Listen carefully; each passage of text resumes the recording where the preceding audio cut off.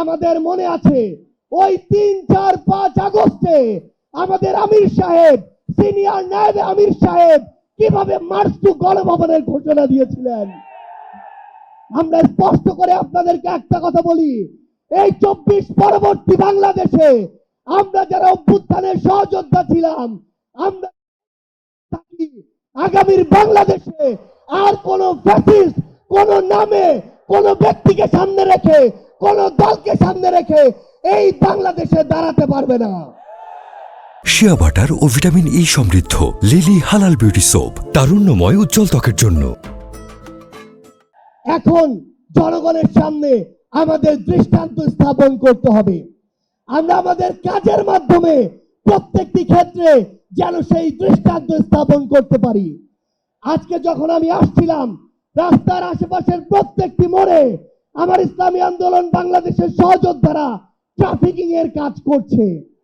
এটাই হচ্ছে দৃষ্টান্ত যে আমরা কাজ করব, আমাদের রাজনৈতিক সমাবেশ করব, একই সাথে জনগণের যেন দুর্ভোগ না হয় সেটাও আমাদের মাথায় থাকবে।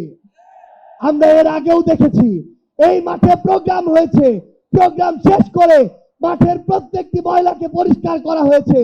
এটাই হচ্ছে আগামীর বাংলাদেশের দৃষ্টান্ত যে আমাদের যারা সাময়িক যদি কোনো সমস্যা হয় আমরা আবার ঐক্যবদ্ধভাবে সেই সমস্যার সমাধান করব। একটা জিনিস মনে রাখতে হবে, এই অভ্যুত্থানে আপনারা যখন ঢাকার গুরুত্বপূর্ণ পয়েন্টগুলো থেকে শুরু করে দেশের বিভিন্ন রণক্ষেত্রে অংশগ্রহণ করেছেন, আপনাদেরকে পাঞ্জাবি পায়জামা টুপি দেখে টার্গেট কিলিং করা হয়েছে।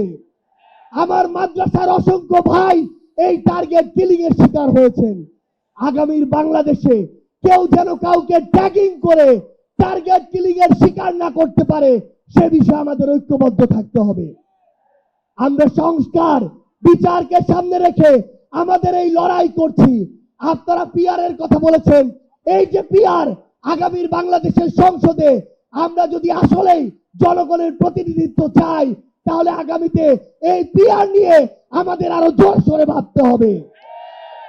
আমরা আপনাদেরকে স্পষ্ট করে আমাদের জাতীয় নাগরিক পার্টি এনসিপির পক্ষ থেকে অঙ্গীকার করি, বাংলাদেশের প্রশ্নে জনগণের প্রশ্নে আপনারা যদি ঐক্যবদ্ধ থাকেন, আপনাদের সাথে কাঁধে কাঁধ মিলিয়ে 24-এর মতো এনসিপি আবারও আগামীর বাংলাদেশে লড়াই করবে।